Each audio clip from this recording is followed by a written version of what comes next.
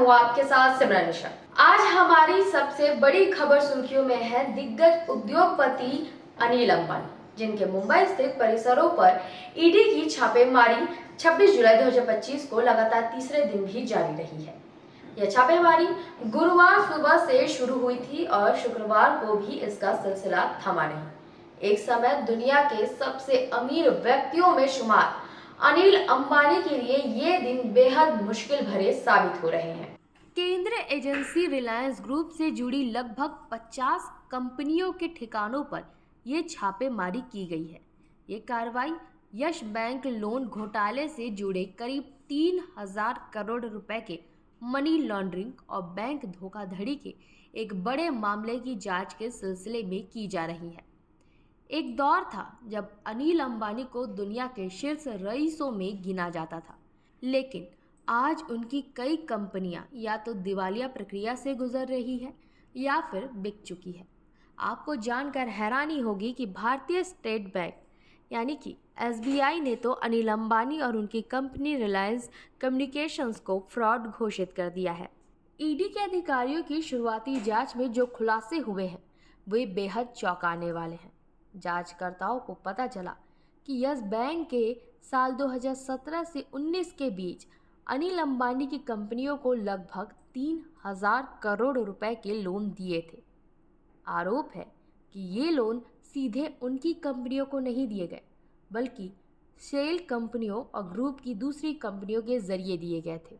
इसके बाद इस पैसे को कहीं और ट्रांसफर कर दिया गया। इसके पीछे बड़े वित्तीय अनियमितताओं का संदेह है। सूत्रों को कहना है कि ईडी को प्राप्त हुई जानकारियां national housing bank, SEBI, bank of Baroda आदि से प्राप्त हुई है। ईडी को पता चला कि अनिल अंबानी समूह से जुड़ी कंपनियां सार्वजनिक धन की हेराफेरी और वित्तीय संस्थानों को गुमराह करने की योजना में शामिल थी।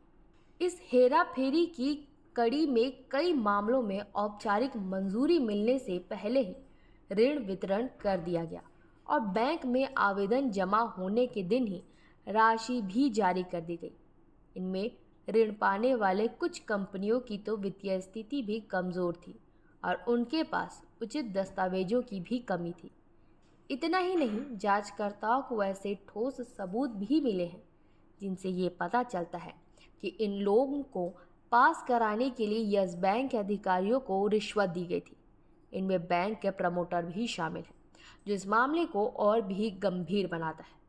कहा जा रहा है कि रिलायंस हाउसिंग फाइनेंस लिमिटेड द्वारा दिए गए कॉरपोरेट लोन में भारी उछाल देखने के बाद सेबी ने यह जानकारी ईडी के साथ साझा की थी। एक नज़र डालते हैं अनिल अंबानी के रिलायंस ग्रुप के कर्ज के आंकड़ों पर। साल 2018 में अनिल अंबानी की अगुवाई करने वाले रिलायंस ग्रुप पर कुल 1.8 लाख करोड़ रुपए का भारी कर्ज था। अगर हम व्यक्तिगत कंपनियों की बात करें तो रिलायंस कम्युनिकेशन पर करीब 40,413 करोड़ रुपए का कर्ज था। रिलायंस पावर पर 18,766 करोड़ रुपए, रिलायंस होम फाइनेंस पर 11,540 करोड़ रुपए, रिलायंस कैपिटल पर 26,086 करोड़ रुपए और रिलायंस नेवल एंड इंजीनियरिंग पर 12,800 करोड़ रुपए का भारी भरकम कर्ज था। हालांकि रिलायंस इंफ्रा ने हाल ही के दिनों में कर्ज मुक्त होने का दावा किया है।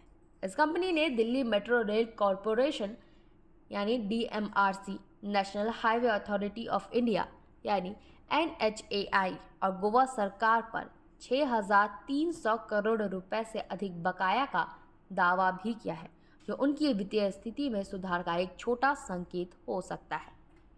इन कंपनियों को लोन देने वाले बैंकों को इस पूरी प्रक्रिया में भारी नुकसान हुआ है। नेशनल कंपनी लॉ ट्रिब्यूनल यानी कि NCLT ने से मंजूर समाधान योजनाओं से उन्हें बहुत कम रिकवरी हुई है। उदाहरण के तौर पर रिलायंस कम्युनिकेशंस के मामले में केवल 1% की रिकवरी हुई, जबकि रिलायंस कैपिटल में 37 तक की रिकवरी दर्ज की गई है, जो कि दिए गए लोन की तुलना में बेहद कम है। यह बैंकिंग सेक्टर के लिए एक बड़ी चिंता का विषय है। ईडी की ये छापेमारी भारतीय स्टेट बैंक द्वारा रिजर्व बैंक के दिशा निर्देशों के अनुसार रिलायंस कम्युनिकेशंस और उनके प्रमोटर अनिल अंबानी को फ्रॉड घोषित किए जाने के बाद शुरू हुई है। रिलायंस होम फाइनेंस द्वारा दिए गए कॉरपोरेट लोन में 2017-18 में 3,742.60 करोड़ रुपए से बढ़कर 2018-19 में 8,670.80 करोड़ रुपए की भारी उछाल देखने के बाद सेबी ने यह जानकारी ईडी के साथ साझा की थी। अब ईडी इस बात की जांच कर रही है कि कहीं ये उछाल किसी लोन डायवर्जन योजना से तो नहीं जुड़ा था। ये सब देखकर यकीन करना मुश्किल होता है कि साल 2008 में अनिल अंबानी 42 बिलियन डॉलर की नेटवर्थ के साथ दुनिया के छठे सबसे अमीर व्यक्ति थे। उस समय उनकी कंपनी का मार्केट कैप अपने चरम पर था।